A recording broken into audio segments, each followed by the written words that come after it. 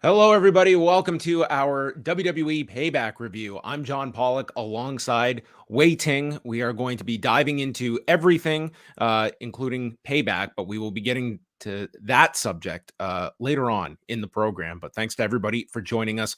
Right off the bat, we are going to be discussing CM Punk, who was officially terminated today by AEW. We're going to start off with the statement that was put out late Saturday afternoon from All Elite Wrestling and Tony Khan announcing publicly that AEW has terminated the wrestler and employment agreements between Phillip Brooks, CM Punk, and AEW with cause. Effective immediately, the termination was confirmed today by Tony Khan, CEO, general manager, and head of creative of AEW. The termination follows a week-long internal investigation of an incident occurring backstage at AEW All In London on Sunday, August 27th. Following the investigation, the AEW Discipline Committee met and later convened with outside legal counsel before making a unanimous recommendation to Khan that CM Punk be terminated with cause. Khan offered the following statement, quote, "Phil played an important role within AEW, and I thank him for his contributions. The termination of his AEW contracts with cause is ultimately my decision and mine alone. Of course, I wish I didn't have to share this news, which may come as a disappointment to many of our fans. Nevertheless, I am making the decision in the best interest of the many amazing people who make AEW possible every week. Our talent, staff, venue operators, and many others whose efforts are unsung but essential to bringing our fans great shows on television and at arenas and stadiums throughout the world." End quote. And thus ends the CM Punk chapter with AEW. Does this end the saga of AEW and Phil Brooks? In that, I mean, do you expect some kind of a recourse from Phillip Brooks as a result from this? As in, this is not probably going to be the last time that this company and this individual are going to be attached to one another. This certainly reads as something that could have a legal element to it coming out of this when you're talking about firing someone with cause, and we will go into it as well. This was something that not only was the statement provided, but Tony Khan opened the show. There was a cold open where he essentially reiterated this, although I would say in a more direct language that he used. First, we should go in order. He addressed the live crowd at the United Center. He came out, sat on the stage, which I think whatever you want to state about this was a guy that certainly did not have to go to that measure, knowing how he would be viewed going out into Chicago of all places, and was largely booed, although he certainly by the end of that speech had rallied some of the crowd behind him. But the key points of the two speeches, both to the live audience and to the viewership at home, was that he had never experienced something at a wrestling show where he felt his safety and security and even life had been in danger. And the fact that he had, again, received a unanimous decision from legal outside counsel, in addition to this discipline committee that is, he did not state who comprises this discipline committee. I would be curious, like, who is on this. He said those they were mainly lawyers, but not any specifics about who is on this and others that would be on it. But anyway, he went out and he took it all from this audience, and I can certainly see that there are going to be a lot of people. There is going to be a bad guy in all of this, and for many people, that bad guy is going to be Tony Khan. And we have said time after time, there is no easy solution here. Whatever choice you make, you are going to anger people. And for Tony Khan, it was either going to be continuing with what he perceives as this was untenable at a certain point. And the argument would be that, like in any industry, and professional wrestling being no different, is that the star is going to be afforded every opportunity. And they felt that this was ultimately just something they could not continue at this rate. And it's astonishing when you look at the state that they are in and needing this Saturday night program to get up and off the ground, that they made this conclusion at the end of the day. It's going to have short-term ramifications for the company, and it remains to be seen. Long-term, we might look back at this a year later, and this was proven to be something that needed to be done. And in the long run, this company was healthier or not. That remains to be seen. But short-term, they will feel a sting from this. Oh, certainly. Yeah. I think it's shocking maybe for that reason. Yeah, the fact that Collision is a thing and that they're trying to build it and they're trying to get renegotiations to have it be a successful product. I think what makes this more surprising is the fact that um it didn't happen a year ago. Like, I mean, there were repercussions to All Out last year, but I I felt like more action would have been taken at that time. And for me, I almost felt like if, Punk can not just come back from All Out, but to receive a lot more power in the company as a result of it, I pretty much felt he was bulletproof and certainly didn't expect this level of action coming off of, this Jack Perry incident. I think the result of this entire thing, the termination, as well as hearing Tony Khan's speeches today, lends me to believe that what they have evidence of, maybe what he saw with his own eyes, was like pretty damning for Punk, and to the point where it wasn't really deniable. Um, I am and sure that like this, the big difference between this and last year is that the altercation last year, we did not have footage of it. And there mhm. is footage of A- this. and fewer witnesses, Fewer including Tony witnesses himself. last year, many witnesses to this one. And Mhm, a new wrinkle to this is that this was not just a case of Punk and Jack Perry getting into some like scuffle. Like the way it was reiterated is that there were other people that were endangered by this, backstage personnel. And if you have footage of that and you avoided something here and you end up bypassing this, and in the future this comes up and somebody is injured in the line of work here because of something else, and you have a pre-existing incident that you turned a blind eye to or mhm. ignored, and this is caught on video, what ramifications are you placing yourself in if there's a backstage worker that gets in the middle of something and a camera falls on them, like A monitor. whatever equipment, like you don't know. We don't know what the footage is that they're looking at. And believe me, if there was a lawsuit coming out of this, it could very well be that would be grounds for discovery. Like that video Mhm. would be the key evidence in all of this. So, I mean, I look at this and you can see Punk feeling maybe he is the aggrieved party here. You could also look at it the other way, that there are others that would be more than willing to testify to their own safety. Like we don't know how many other indirect people were affected by this beyond just the two principals that we know of. Sure. But when one of the eyewitnesses and maybe, to a further extent, somebody, who was seemingly directly involved, potentially directly involved, we actually don't know all the details, but we only know, certain accounts.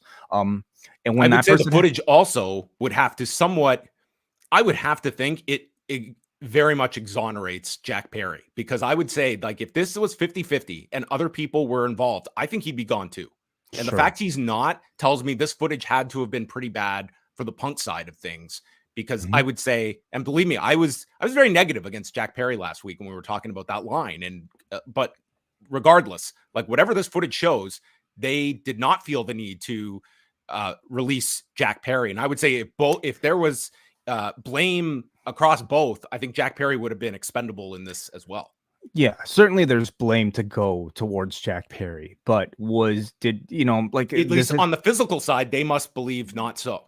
and so this is all based off of our assumption, based off of what we know to be facts, or just maybe even certain reports. But yeah, like, I have to imagine the difference maker being who was the one to escalate this into physical violence, who was the one to escalate this into endangering the sort of safety of other people in the area, for this pretty definitive move to occur from AEW. Because It if this would is lend us to think that Punk was largely responsible. if there is video footage of Perry initiating this, then Punk has a wrongful termination defense. Mhm. I mean, I would think that they are the fact that they went to an outside legal counsel, and every single one of that whatever counsel all said you have to let this guy go. They said it was Sure. a unanimous recommendation. But, I mean, I'm sure he would have some sort of argument, some sort of defense. I mean, he could claim that he was prompted, or through various other things. Again, we don't know. We don't even know like what his next actions are. But there's always some sort of legal recourse to come out of this, I'm sure. All right. At this point, because he is a busy man tonight, we're going to bring in John Cena because tonight we were watching Payback and I saw very, very little of Collision. So, John, first of all, tell me tonight how much of a cloud was this over top of Collision, which of course was their first night at the United Center this weekend. Yeah, I mean, just watching the show, it definitely felt weird. You could tell the elephant was in the room for sure. But as far as like in-ring segments, I would say only the opening segment with Ricky Starks had a little bit of influence, as well as the ending segment that had the Young Bucks do a run-in at the very end that prompted CM Punk chants. But first Collision appearance for the Young Bucks. Yep, their Collision debut, and it was as soon as they came out, they were booed. CM Punk chants started, and to end the show, they were still doing CM Punk chants. I saw footage from after the show where they kind of kept doing the chants until they left the ring. But the show itself started with a couple of CM Punk chants that I heard from live reports that it kind of got drowned out by Colt Cabana chants. But I'm guessing the show just started right after the speech from Tony Khan. So I'm not sure if the crowd got to see the cold open that we got to see, but they obviously got the live speech, and that kind of went right into the show where you could audibly hear CM Punk chants in the very beginning, but they weren't as loud as they were at the end of the show. And that was pretty much where the Punk chants were contained, the beginning and end of the show. It wasn't something like this was a crowd trying to overtake other elements of the show. No, I didn't really hear much besides the opening and the ending. I know that Fightful reported that there was like CM Punk signs that were confiscated from the crowd, so at least we didn't see those in the crowd. And the only like visual significance or reference to CM Punk was when FTR came out and Cash Wheeler was in Dax Harwood's corner, and he kind of threw up the X to kind of symbolize, CM Punk. But other than that, there wasn't any sort of reference at all. When the Young Bucks came out, Kevin Kelly did say a line saying, this is Collision. What is what is the Young Bucks doing here? So he kind of alluded to the fact that they're not supposed to be part of Collision. So that was pretty much it as far as like containing the CM Punk to the show. What was your reaction overall to the way AEW handled the situation tonight? They definitely like didn't mention or tried not to mention. They were kind of like mostly building up to All Out, still off the hype of All In itself. But it was really odd because you had that cold open from Tony Khan, but there was no reference to that. It was just like, that was it. That was the only like Phil Brooks CM Punk reference, but the commentary didn't mention him. None of the wrestlers really mentioned. You could tell Ricky Starks in the beginning, as he was prompting his match for All Out, he did feel like he was kind of like thrown off by the crowd a little bit. He kept kind of starting and restarting. So I'm not sure if he looked visually frustrated from everything that was going on. He kind of made it seem like he's been going through all this stuff, and every time he has plans, they kind of like get taken away from him. So he kind of alluded to like possibly having the match with CM Punk and not happening, but it did transition to something else. But other than that, there wasn't really any sort of reference to CM Punk at all. And just a note here, Jake says he's actually at the arena. The live crowd did not see the cold open from Tony. It went straight to the intro. I actually have the full cold open if you want me to read it here word for word. I have it.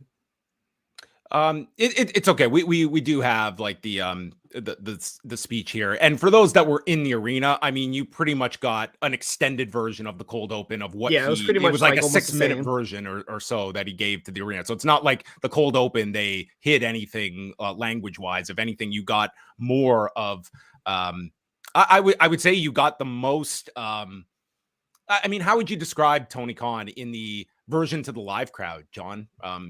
That you've gotten to see, because it was certainly Tony Khan is not always the most like polished public speaker, and he was out there and you could tell like he went out there and he had to pretty much take the bullets for this decision that he made, and it was a crowd that was going to be pretty anti Tony Khan in this moment. But how did you feel he came across? Yeah, it was definitely something that I don't think Tony Khan was prepared to do or expected to do. He even like sat down in the chair, which he's never done before. Usually he's up there on his feet, kind of getting the crowd into it, but he sat down. You could tell he was taking his time with it. He stopped and started as well when he heard the chants and the boos and everything. So you could tell he was definitely thrown off by it, but I think towards the end of it, he got the crowd a little bit behind him when he started kind of bringing up like his fandom for wrestling and how much he loves wrestling and this and that. He did a really good job at the end, turning the crowd to his favor. But in the beginning, the boos were there and he was definitely thrown off by it. It was definitely tough for him, you would think. Well, we're going to get all your thoughts on Collision with Kate from Montreal, so you can go check that out on the Post Wrestling Cafe later on tonight. But last question, John, once this story really sits overnight, there's going to be so much reaction to it. Do you expect a similar crowd tomorrow night at All Out? Do you think that they're going to just be focused on the show? I would say certainly the FTR Young Bucks match. If there's one match that audience is going to be vociferous during, that would probably be the match. Yeah, that match is going to be really intriguing because towards the end, when the Young Bucks came out, they obviously were booed. There were CM Punk chants, and they tried to extend their hands to FTR, but FTR just left them hanging and left the ring. So they're definitely like, they're showing some sort of animosity towards those two teams. So I think that's going to be really interesting how it's going to reflect tomorrow. But if tonight was any significance of the boos that Young Bucks are going to get tomorrow, I think it's only going to be times 10, honestly. And probably throughout the night, I feel like we might get a little bit more once like the news has sunk in, because a lot of this crowd might not have actually like known what was going on. I know like people leaving from StarCast definitely like got the heads up about it on their way there, but I feel like by tomorrow the entire crowd is going to be totally into the news and know everything that's going on. So I feel like we're going to get a lot more chance tomorrow for CM Punk. All right. Well, you can check out Collision late tonight with John Cena and Kate from Montreal. John, thanks a lot for staying up and chatting with us, and we look forward to your thoughts on Collision. No problem, guys. Take care. Thank you. All right.